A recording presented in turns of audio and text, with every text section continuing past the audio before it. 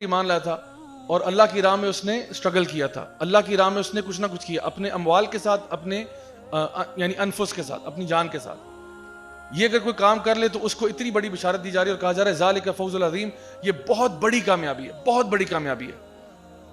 آگے اللہ تعالیٰ فرماتے ہیں اس کے بعد یعنی یعنی یہاں پہ کامیابی ختم نہیں ہے. آگے فرمایا وَأُخْرَى تُحِبُّونَهَا نَصْرٌ مِّنَ اللَّهِ وَفَتْحٌ قَرِيبٌ وَبَشِّرِ الْمُؤْمِنِينَ. اور ایک اور چیز جو تمہیں پسند ہے وہ کیا ہے؟ نصر من اللہ، اللہ کی طرف سے مدد اور ایک بہت بڑی وکٹری یعنی فتح قریب، ایک بہت بڑی کامیابی جو بہت قریب ہے. وَبَشِّرِ الْمُؤْمِنِينَ، اور مومنین کو بشارتیں دے دو. تو اللہ تعالیٰ فرماتے ہیں کہ ایک تو تمہیں ہم جنت میں دیں گے جو دیں گے، اور کہا کہ ایک اور چیز جو اس کے علاوہ تمہیں دی جائے گی دنیا میں، وہ یہ ہے کہ نصر من اللہ، تمہیں اللہ کی طرف سے فتح دی جائے گی، اللہ کی طرف سے مدد آ جائے گی، اللہ کی طرف سے کامیابی دی جائے گی، اور تمہارے دنیا کے معاملات بھی صحیح ہو جائیں گے.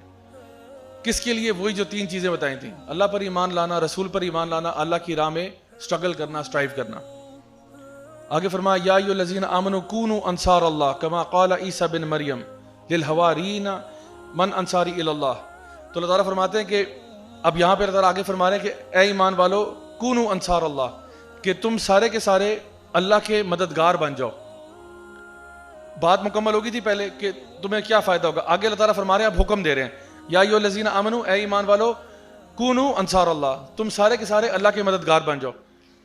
تو اللہ کو کوئی مدد کی ضرورت ہے؟ ویسے اللہ تعالیٰ تو ہر چیز پر قادر ہے، ان اللہ علی کل شیء قدیر، اللہ کے لیے تو ہر چیز کن فیکون ہے. تو اللہ تعالیٰ فرما رہے ہیں اے ایمان والو اللہ کے مددگار بن جاؤ. اس سے مراد کیا ہے؟ اللہ کے مددگار کا مطلب ہے اللہ کے دین کے مددگار بن جاؤ.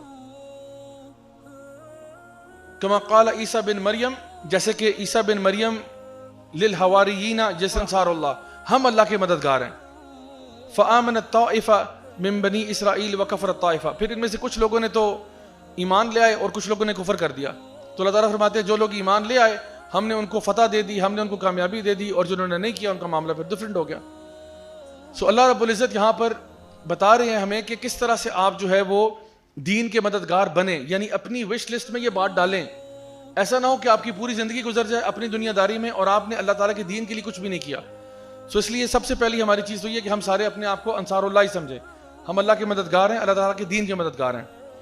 اسی جز کے اندر، اسی پارے کے اندر سورہ منافقون بھی ہے، اور ان کا ذکر ظاہری بات ہے جب ہم لوگ اپنے بارے میں سوچتے ہیں تو ہر انسان کو نا اپنے بارے میں اس بات کا ڈر رہنا چاہیے کہ کہیں میں منافقین کی صف میں نہ آ جاؤں.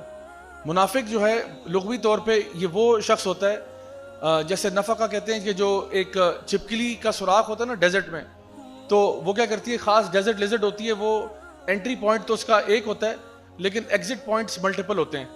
تو کیا کرتی ہے کہ جب وہ کوئی کسی پریڈیٹر سے، کسی جو اس کو شکار کرنا چاہ رہا ہوتا ہے، اس سے بچنے کے لیے ایک سوراخ میں گھستی ہے اور پھر پتہ نہیں ہوتا 3-4 آپشنز ہیں، کسی میں سے باہر نکل جاتی ہے. تو جو اس کو شکار کرنا چاہ رہا ہوتا ہے اس کو ڈاج دے جاتی ہے. بالکل اسی طرح سے منافق کو کیوں اس سے کمپیئر کیا گیا؟ کیونکہ منافق اسلام میں داخل ہوا تھا یہ تو پتہ ہے، لیکن کب اور کہاں سے نکل گیا ہمیں نہیں پتا، کیونکہ ظاہری طور پہ وہ اسلام ہی یعنی دکھا رہا ہوتا ہے کہ ہم اس کو کافر نہیں کہہ رہے ہوتے، ہمیں کہتے ہیں یار یہ تو ماشاءاللہ نماز بھی پڑھتا ہے، یہ تو زکوٰۃ بھی دیتا ہے، سب کچھ کرتا ہے، لیکن وہ کب اسلام سے نکل گیا نہیں پتا. تو منافقین کے بارے میں اللہ تعالیٰ فرماتے ہیں ذالک بانہم آمنوا ثم کفروا، کہ یہ وہ لوگ ہیں جو پہلے ایمان لائے پھر ایمان سے پھر گئے. تو منافق جو ہے پہلے ایمان لایا تھا پھر ایمان سے پھر گیا. اور 2 قسم کے منافقین جن کا ذکر کیا جا سکتا ہے، ایک تو وہ ہے منافق جس کو پتہ ہے کہ وہ منافق ہے، ایک وہ منافق ہے جس کو پتہ ہے کہ وہ منافق ہے، وہ اوپر سے ڈرامہ کر رہا ہوتا ہے. جیسے کہ نبی کریم صلی اللہ علیہ وسلم کے دور میں جو منافقین تھے وہ یہی تھے کہ ان کو پتہ تھا وہ منافق ہیں، اکثر کو تو پتہ تھا، یعنی کہ وہ پہلی صف میں آ کے نماز بھی پڑھتے سب کچھ، لیکن ان کو پتہ تھا کہ یار یہ اسلام جو ہے نا ہم میں سے کوئی محبت نہیں ہے، اور نبی کا مذاق اڑانا، صحابہ کا مذاق اڑانا، اسلام کا مذاق اڑانا، شعائر اللہ کا مذاق اڑانا، یعنی یہ ان کی عادت تھی. تو ان کے بارے میں پھر پتہ چل گیا نبی کریم صلی اللہ علیہ وسلم کو تو پوری لسٹ آ گئی تھی منافقین کی کہ یہ سارے منافقین ہیں، ان کی لسٹ آ گئی تھی.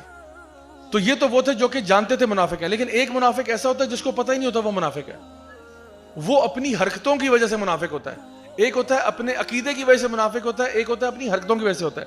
جو حرکتوں کی وجہ سے ہوتا ہے اس کے بارے میں نبی کریم صلی اللہ علیہ وسلم کی حدیث ہے بخاری اور مسلم کی، آپ نے فرمایا کہ منافق کی 3 نشانیاں، ایک حدیث میں 4 بھی بیان فرمائی. آپ نے کہا جب بولتا ہے جھوٹ بولتا ہے، جب وعدہ کرتا ہے توڑ دیتا ہے، اور جب اس کے پاس کوئی امانت رکھی جاتی ہے تو امانت میں خیانت کرتا ہے.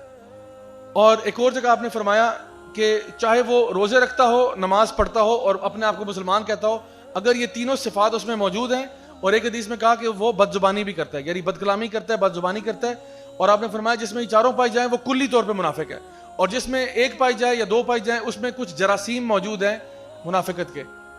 تو یہ اب ہمارے لیے بہت بڑی ایک وارننگ ہے کہ ہم خدا نہ خواستہ ہمارے اندر یہ کوالٹیز نہ آ جائیں. تو میں آپ کے سامنے کچھ ایک لسٹ رکھتا ہوں. یہ لسٹ جو ہے منافقین کی، یعنی منافقانہ رویوں کی میں کہوں